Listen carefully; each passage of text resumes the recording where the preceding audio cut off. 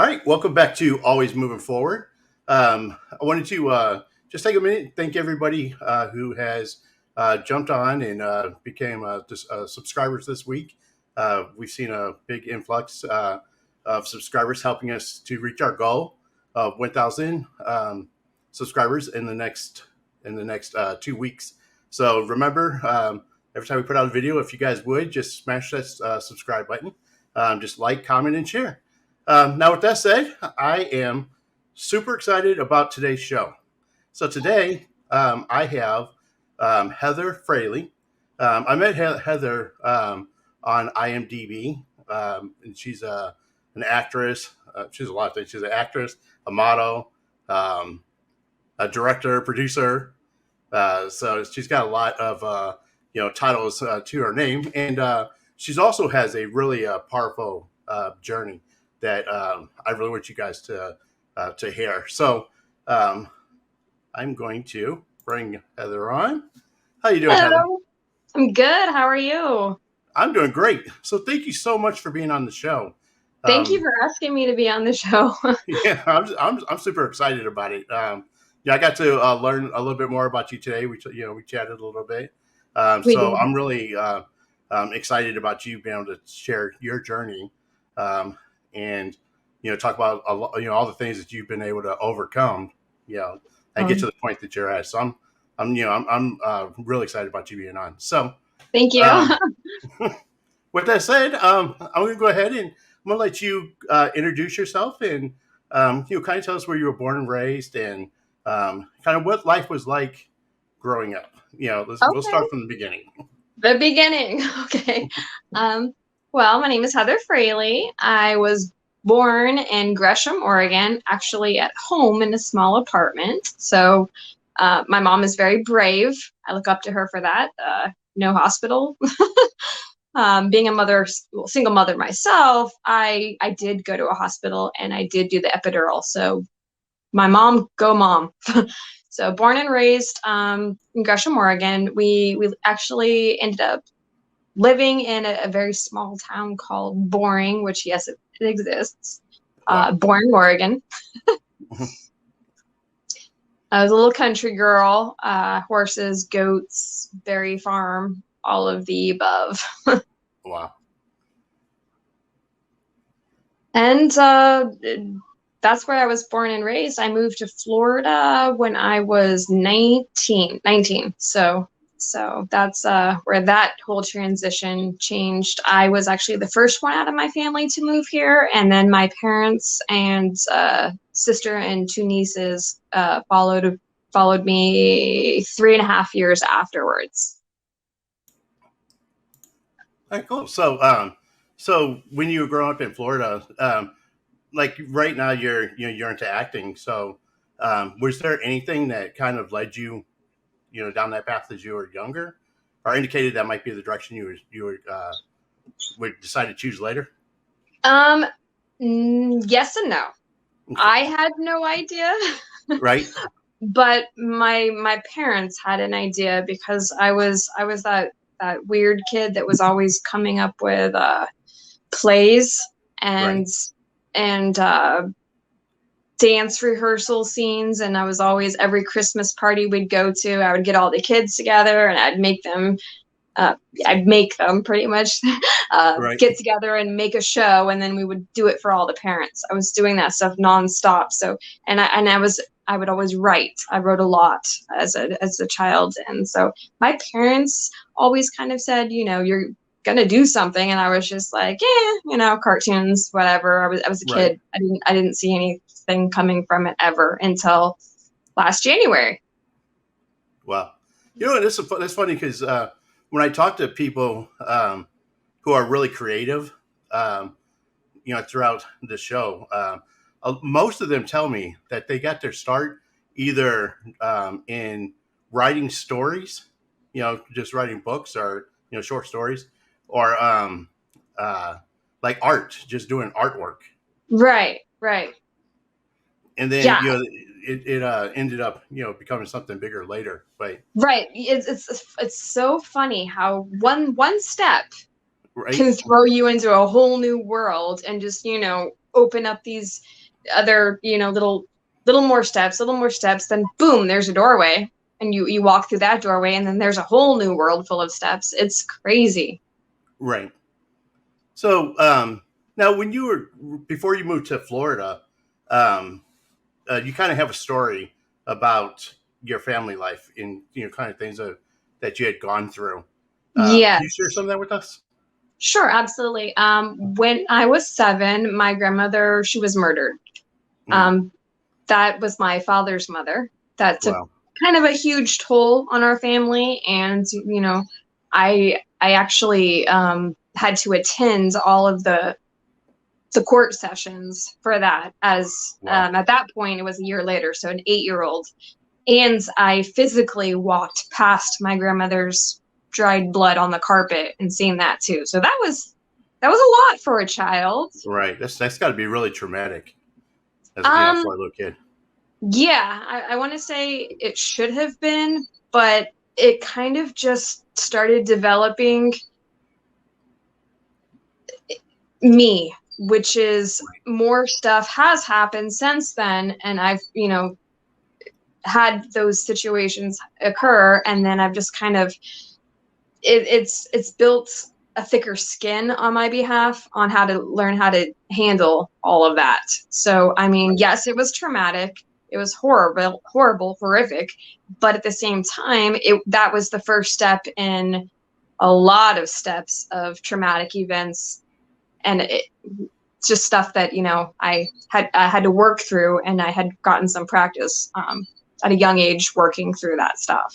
So how do you deal with that at such, or cope with that at such an early age? Honestly, I can't explain that. That's going to be different for everybody. How I did it was, I was always a little bit past my age. I want to say people always said I had a old soul, old spirit. So being a 7-year-old and this happening, going from there's a dog barking. Going from that morning that we found out, I was supposed to be in school going on a field trip to watch Charlotte's Web. So I went from that innocent childhood to dealing with adult situations, and that was my first experience growing up very, very quickly. So it went from going to a field trip, getting ready to a year and a half, 2 years of court trials that I had to attend to, and being pushed to not get to experience childhood like most should. So I had to grow up pretty quick. Right. And I couldn't imagine having to go through that at such an early age, especially going through the trial and, watching, the whole, legal process have to, play through. I was young, so I didn't fully take in everything at that time. Right. So it was more like I was sad. Obviously, I'd lost my grandmother, and I'm in court, and I am feet away from this individual, this man that shot my grandmother in her chest twice and took her life and took her from us, along with her foreign exchange student from Jamaica. She was only 16. She died as well. So that's very unfortunate. And there was the exchange student had a friend over, and she was shot a couple of times, but she played dead, and she survived. Thank God there was a survivor. Right. So I would have moments where I was sad. I would have moments where I didn't know what to do, glancing over, looking at this man as a 7-year-old, 8-year-old when I was in court. Right. That had done all this and changed my entire world, my family's entire world. But then there was moments where I was also like, I've never been in court. I've never seen trials. I've never done any of this. So some of that was, I want to say not intriguing, but it was like this is new to me. So what is all this? But it wasn't a scary what is all this. I was just kind of taking it in as you know, a new experience. There were scary moments, you know, all these people around and the individual who did what he did. But, you know, watching a court process at 7 with me kind of being an older soul, I got to experience more than I should have, but I learned a lot. Wow.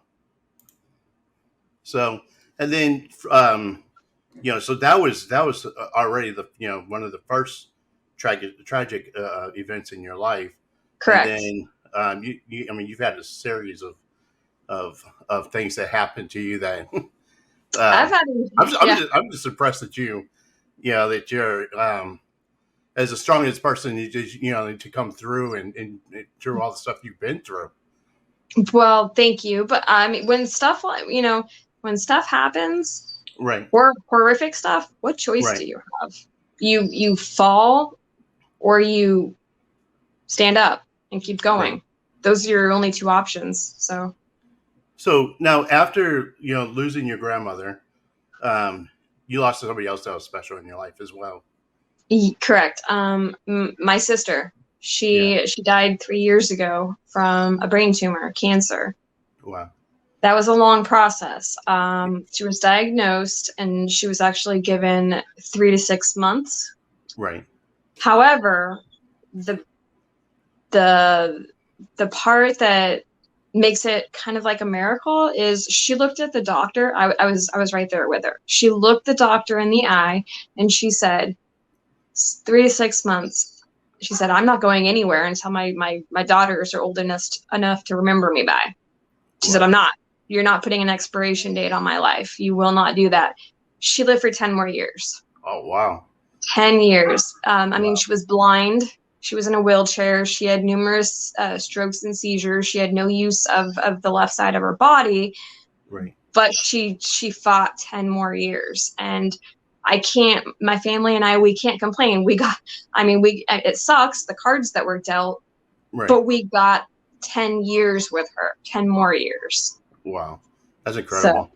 yeah. So, and I lost my mom to breast cancer. I'm sorry. I'm very Yeah, sorry. she didn't tell anybody until it spread to her brain. I'm And sorry. so she was the same way. So I mean, I know that tough road.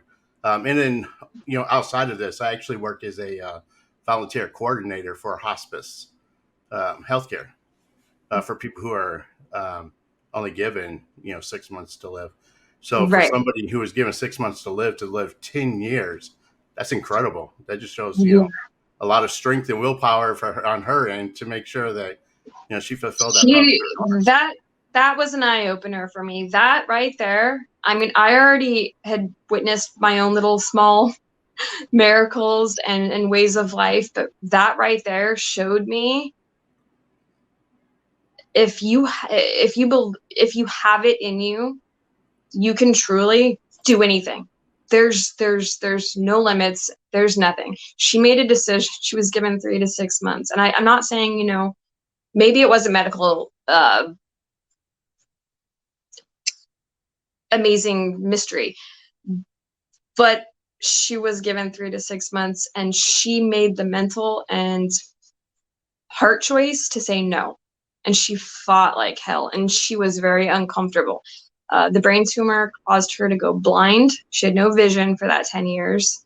Wow. She had stroke and seizure after seizure. She would, you know, be in the bathroom on the floor convulsing with us trying to keep her head from hurting herself until the point that she was in a wheelchair and could no longer use that whole side of her body or Wow. mouth. Um, but the weird part of it is she was so determined because her daughters were young when she was diagnosed. She was so determined to make sure that she was around enough to be a mother and for them to remember her. And she only passed away when she was ready. She reached a Right. point where she said to all of us, she sat us all down and she said, look,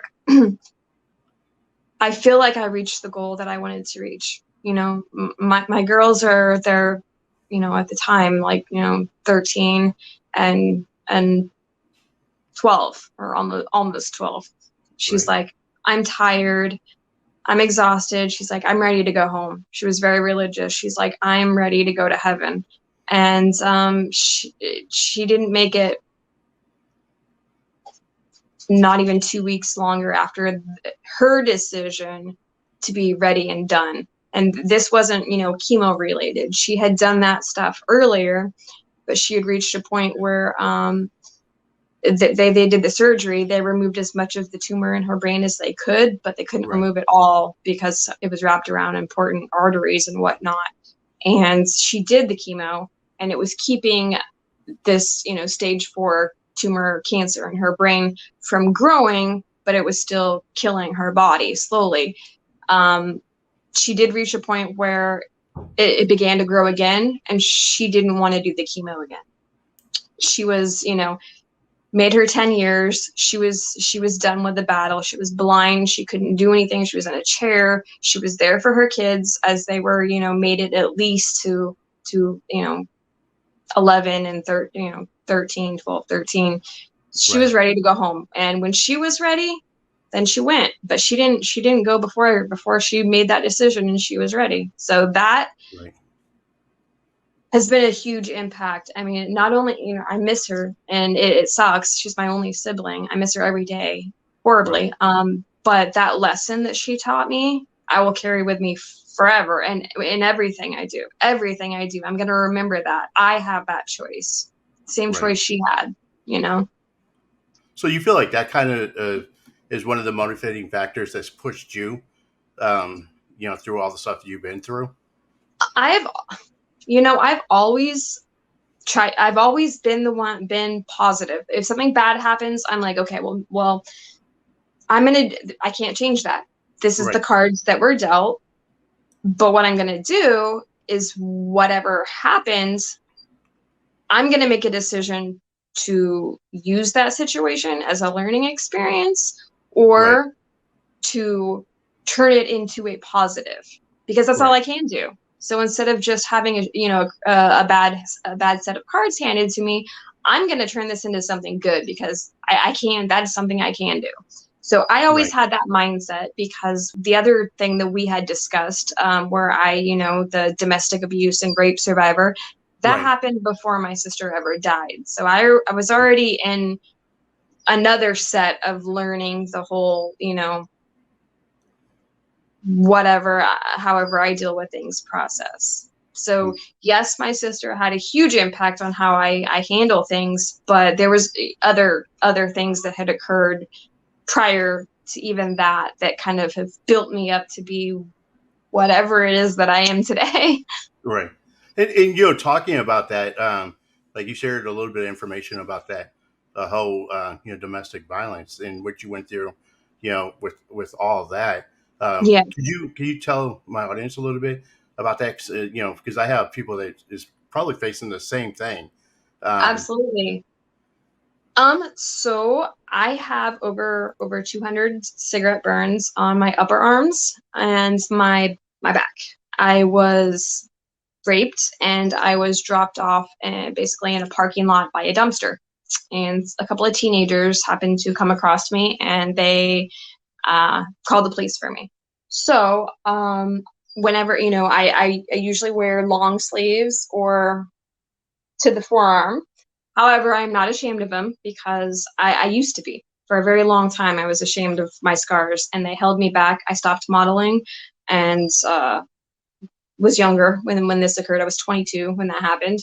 Um, stopped modeling, dealt with a lot of stuff, but then I started, I pulled myself together. I got back into it. And even though my body has scars and deforms and whatever, that's not going to stop me from anything, period. Like right. I will, I'll give a little, Wow. there's some, but nothing's going to stop me. just like my sister, once I make my mind up on something, I have enough fire in me and determination in me that I don't care. I don't care what obstacles I come across. I don't care what bridges I face. I don't care what's thrown at me. Right. When I make a decision, I'm going to get it done, and I'm gonna succeed.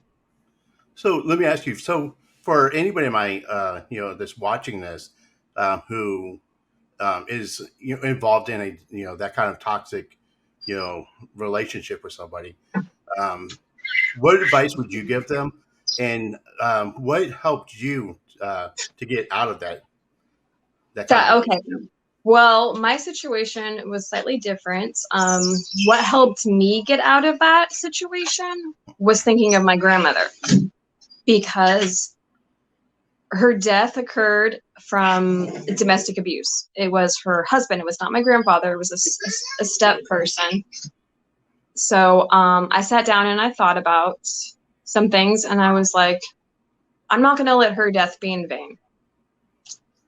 Well, I'm going to learn from it, and I'm going to at least give her the honor of helping me make the decision to care about myself enough that I am going to get myself out of this situation, and I'm never going to get myself in that situation again, and I'm not going to end up how she did, because not saying, she made mistakes or she was weak. I'm saying what she did and what she went through in her death, overall, the way how I see things may have been a sign to have later saved my life. wow. That's how I see things. So I got out because of the strength of knowing the true possible outcome of what a small hit can turn into, or a certain yell or a certain punch, that it can very quickly turn into a tombstone, a gravesite. Wow. People you care about, you around you, being affected for the rest of their life because you did not do something. So what I would say to other people is, the other part of what helps me, I want to say, heal and grow my confidence back, because when you're in those types of situations, and if they're long term, people get broken down step by step by step to where they actually start to believe they Right. deserve this. So Krav Maga self-defense, John Brokoff, who teaches that in Manatee County, he is my healer, as well as myself, because I reached out to him because I was interested in looking up self-defense and how to take care of myself so nothing like this would ever happen again. I reached Right. out to him, um, and told him a little bit about my story, and he wanted me to come to class and just hop on board, and I wasn't ready. I was like, no. So I was scared. I backed off. I just left it be. This man, for 2 more years, checked on me, Wow. messaged me, called me, tried to get me to come to a class, and I did.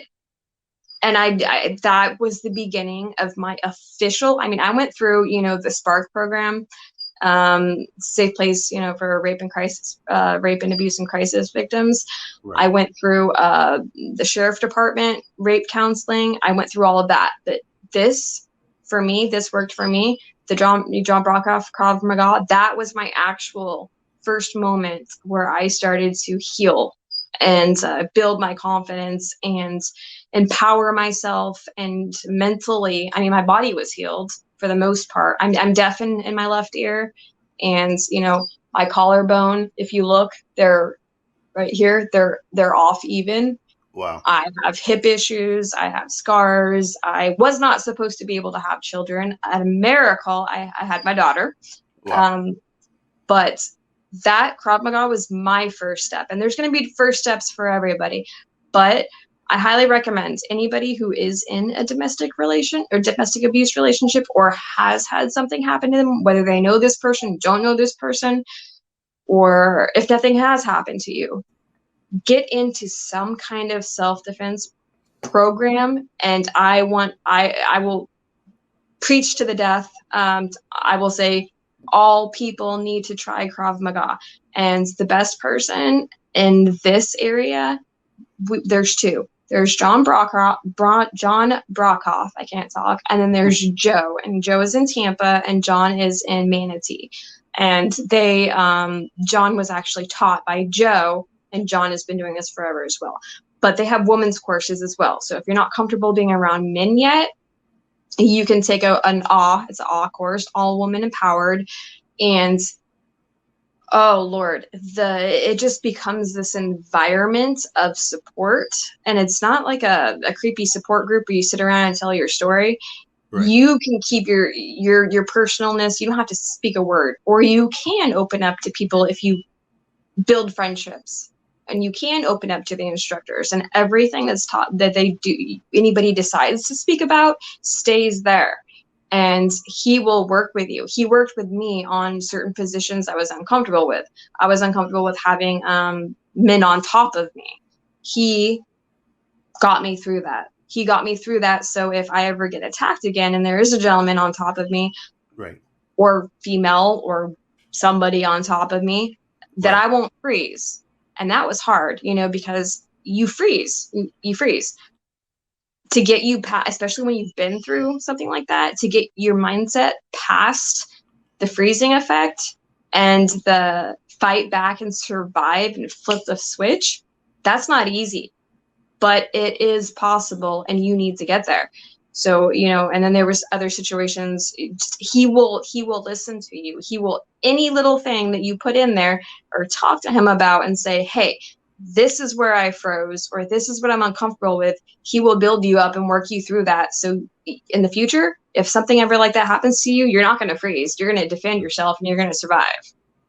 So I kind of have two questions.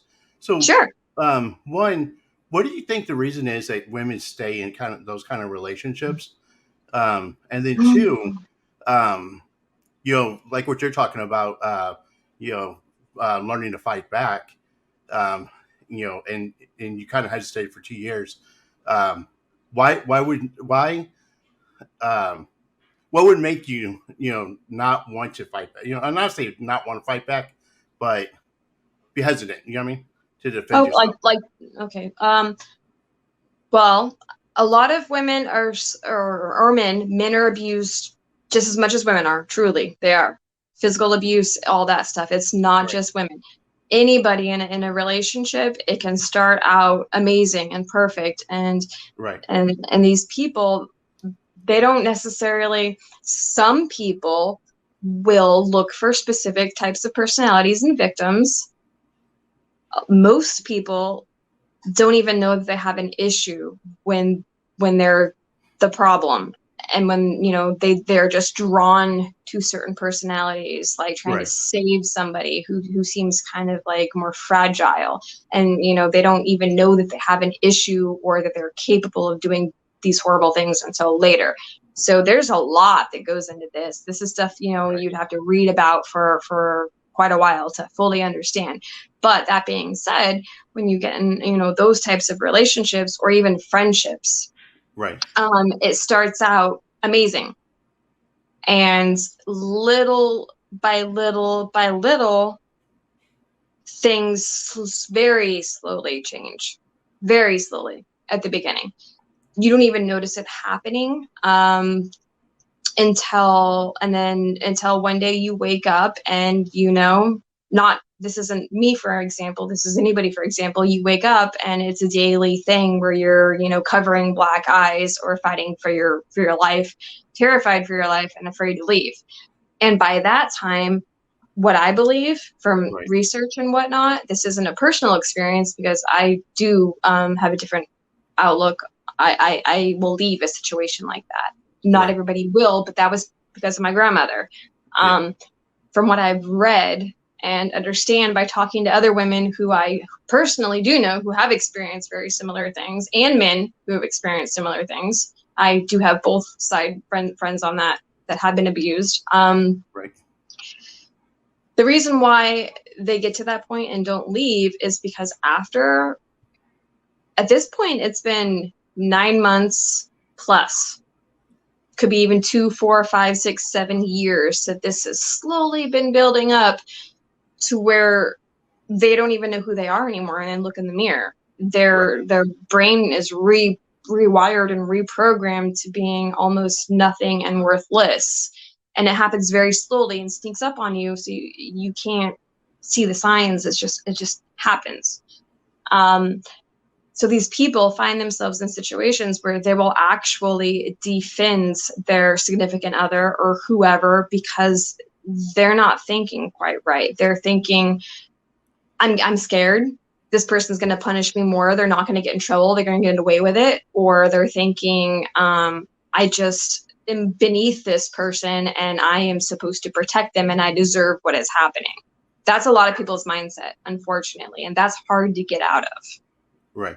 So you think it's more like sort of just that breaking down process of breaking That's something very, down. and it's so slow. Even some of the most intelligent people will never see it coming. Wow. Yeah. So I'm glad that you were able to get out of that situation and make the choices you did. And then I'm very blessed. And any and everybody that I have come across or I just want to say right now, anybody who's watching this, if I don't even know you, feel free to send me a message at any point. I will never, ever, ever, ever, ever tell anybody any of your situation. I will not personally call the police on you. I will be there as a friend and try to talk you up to the point to where you feel comfortable to make that decision for yourself. I will be your friend. You can talk to me. You don't have to be afraid. There's lots of people out there that will do this. There's lots of hotlines that are professionals that are better at handling that. I'm not a professional, but I'm offering my friendship. If you are going through anything like that and you have nobody to tell and you're afraid to tell somebody because you're afraid that they're just going to report it and then you could be punished for that if that person gets off. Just talk to me.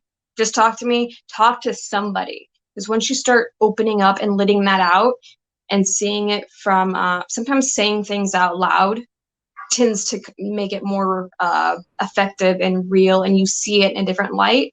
And also having a friend to just say it to can start you on a whole new path to where you can begin to build up those small moments to get yourself out of that relationship.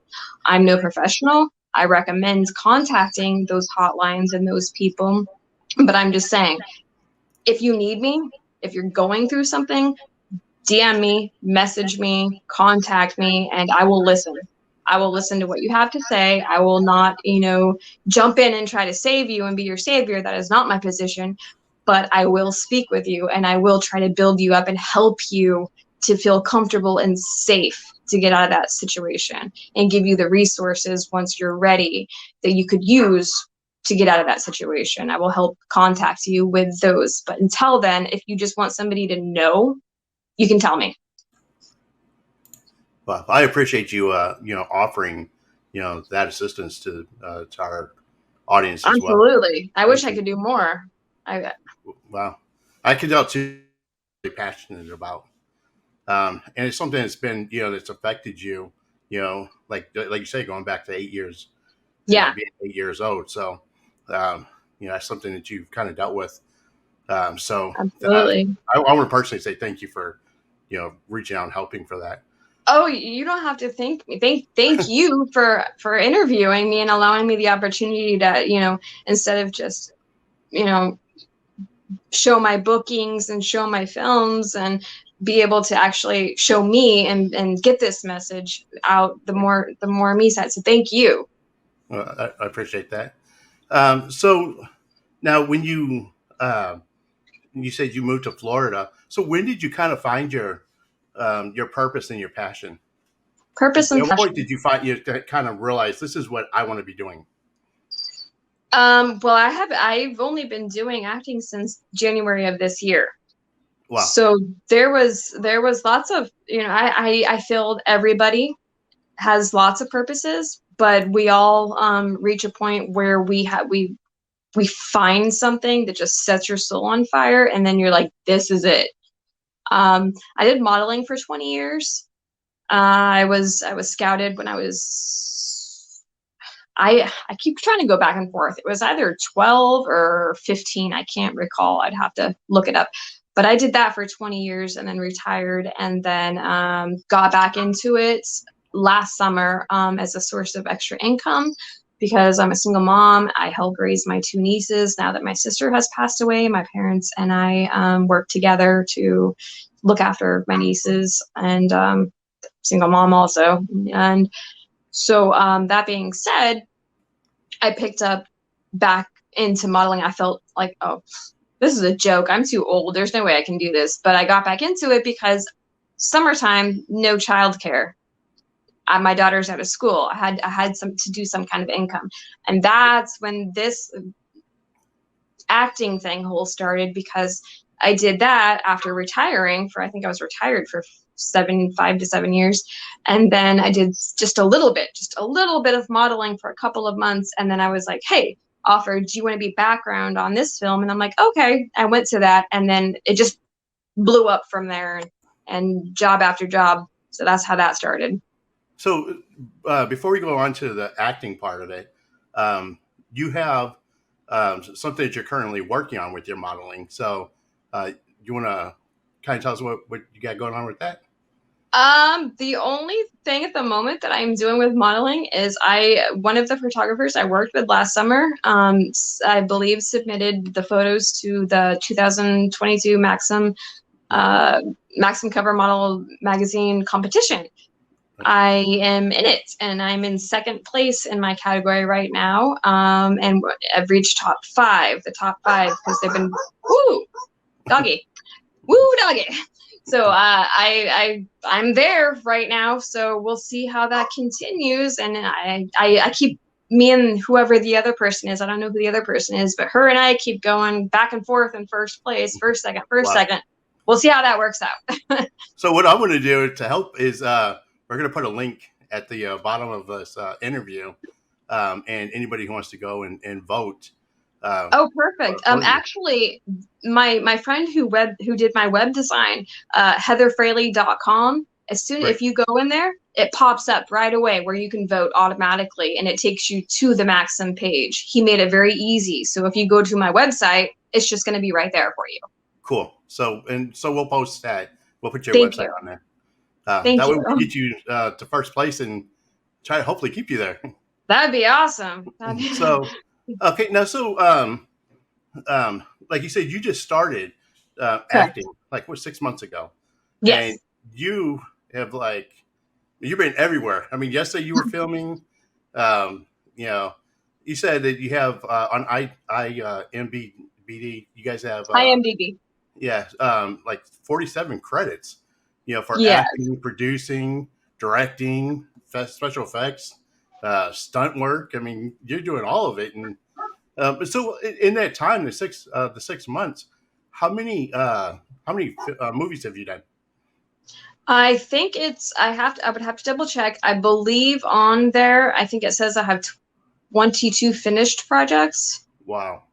Nothing I have is available until the first one is going to be available in October of this year. Everything else is coming out in 2023. So I don't have anything to show for it yet, but I will soon.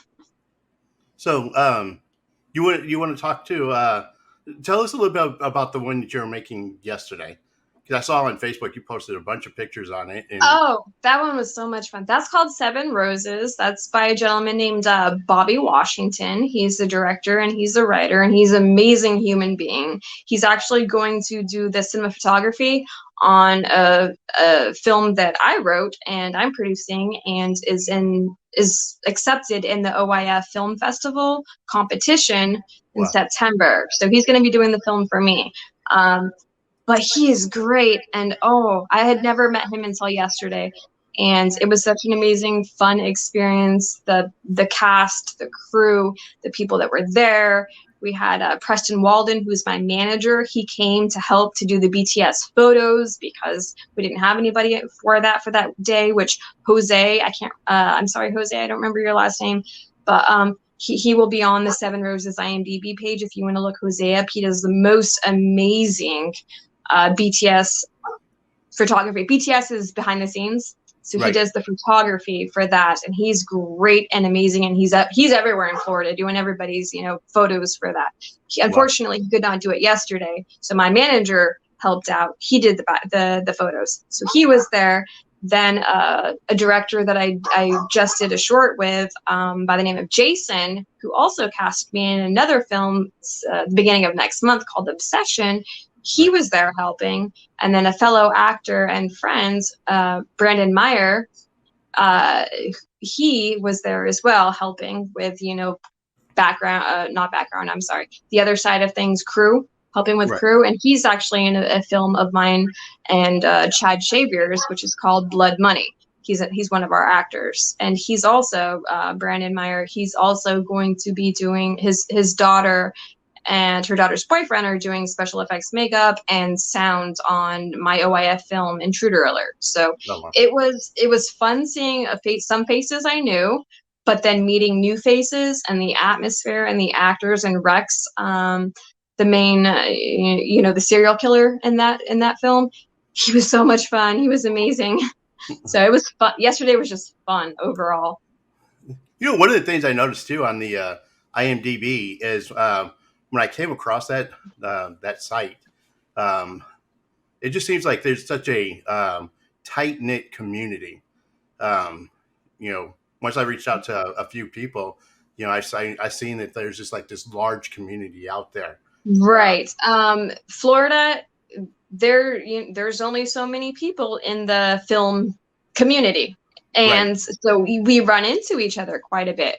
And that's nice. That's fun. There's always new actors and actresses and talents and directors and producers popping up.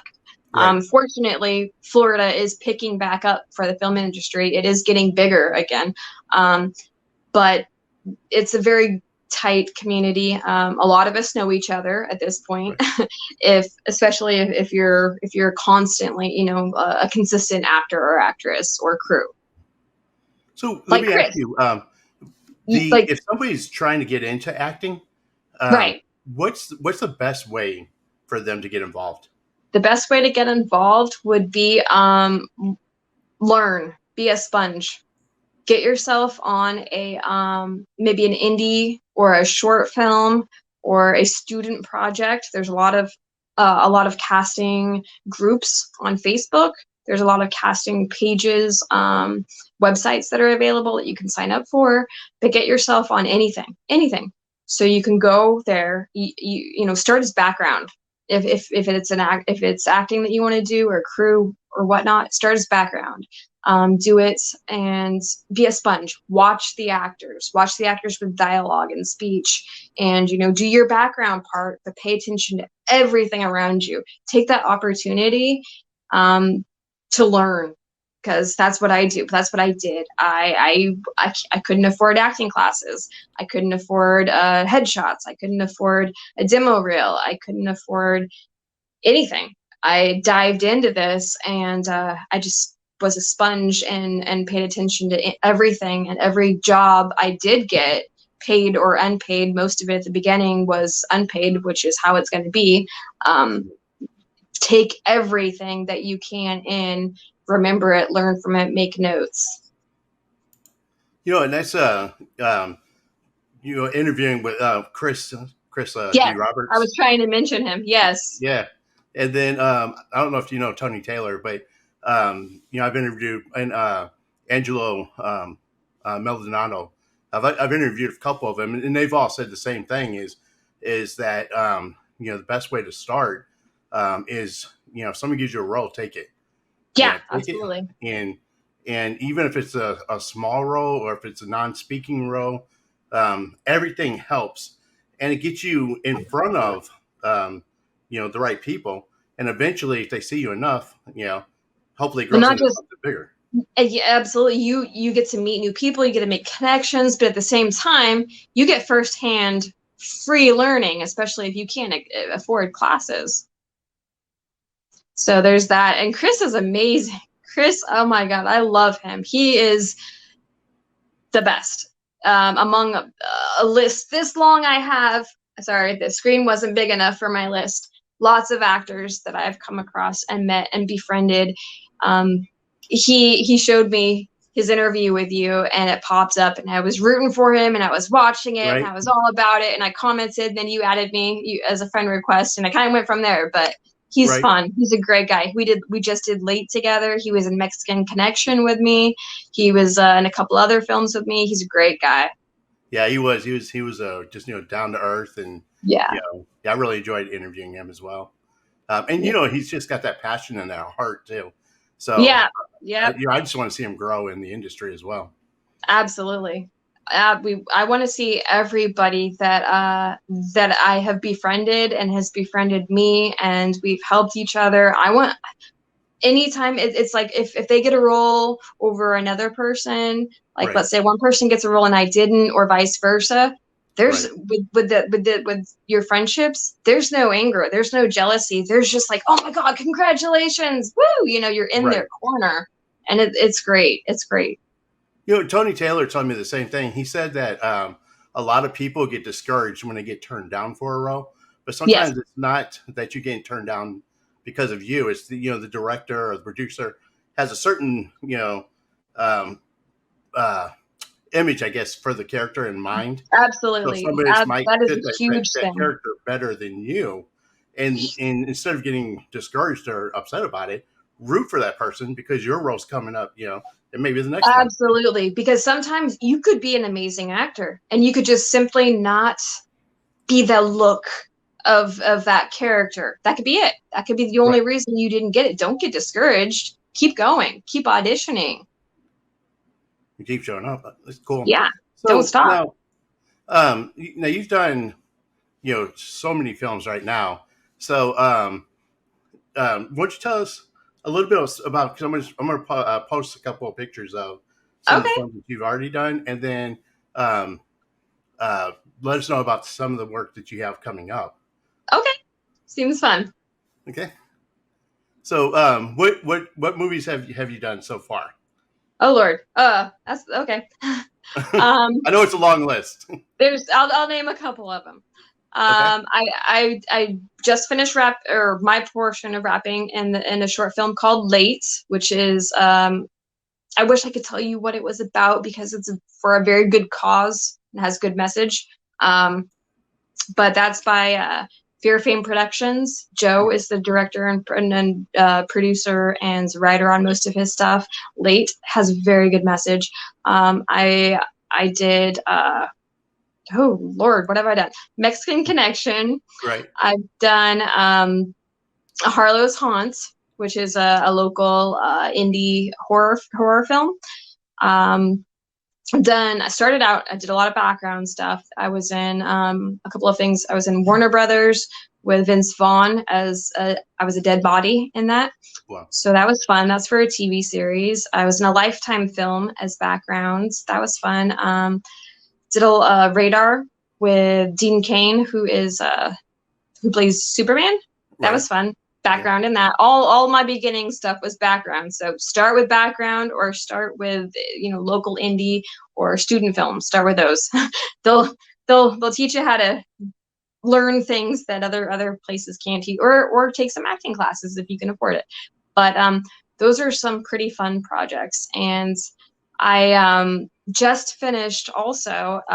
It's called 6 Months Part 2. It's the Part 2. It's a short to the 6 Months Part 1 with Jason, who if you look it up, you'll find him on IMDb. 6 Months Part 2.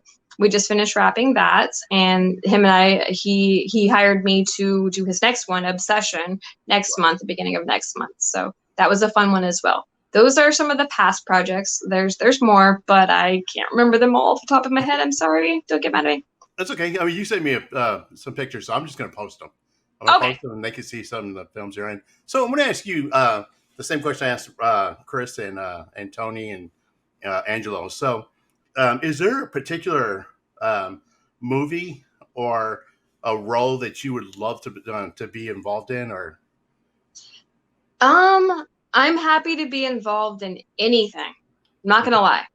I feel blessed and I feel happy. And at this point, I'm getting a lot of lead roles. I'm very Right. happy for that. Anything that's a lead, I'm excited about. but I really, really, really love the strange characters, or the villains, or the vigilantes, or people like that, because I have a lot of experience with Krav Maga hand-to-hand combat training. My personality, I'm a survivor, I'm a warrior. I kind of did a whole turnaround on, went from going from victim and prey to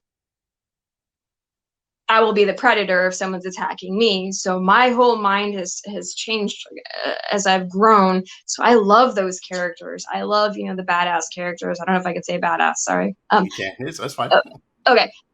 Spies, ninjas, assassins, Right. just overall crazy characters that are, Buffalo Bill type characters. I love Right. those. Those are my favorite. I can actually see you in a role like in a TV show like The Walking Dead is one of Yes, that'd the be fun. That'd be fun. just be one of those characters that's trying to survive at the end of the world. Yes, and I would. I've talked about that with friends all the time. I'm like, if anything ever goes down, come to me. We're surviving.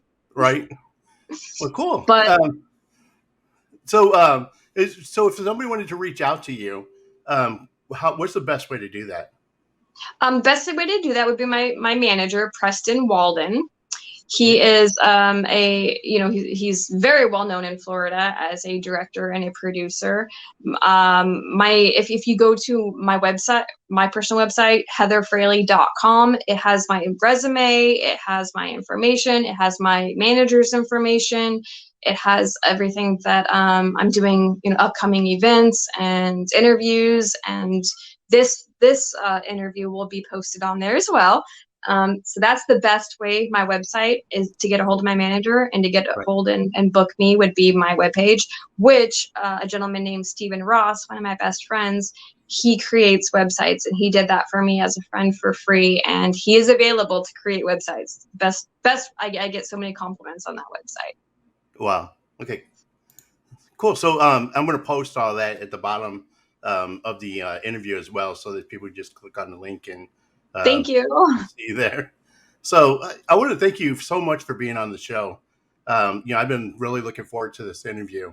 And like I said, earlier, I knew this was going to be a powerful interview with all the stuff that you've gone through. So I want to personally thank you for coming in and sharing your journey with us. Thank you for asking me to, and allowing me to, and letting me speak with you and get to know you as well. Thank you. Okay, so I wanted to thank everybody for being on the show today, and again, thank Heather for being here. Just amazing person. One of the things I want to make sure you guys do is make sure you visit her website, so that as the movies that she's been working on are released, go show her the support, and go watch those films. Go see. Thank you. So, all right, guys, until next time, remember, you are uniquely designed with the purpose, and always keep moving forward. Peace. Thank you. Bye.